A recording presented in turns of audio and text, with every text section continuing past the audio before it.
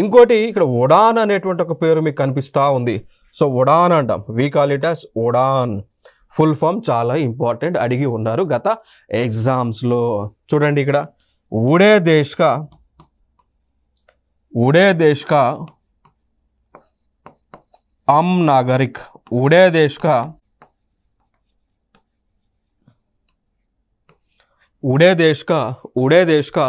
అమ్ నాగరిక్. ఓకేనా? సో అనేటువంటి ఒక ఫుల్ ఫామ్, దీని యొక్క ఫుల్ ఫామ్.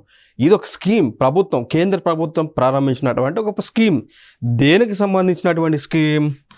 రీజనల్ కనెక్టివిటీకి సంబంధించినటువంటి స్కీమ్ అండి.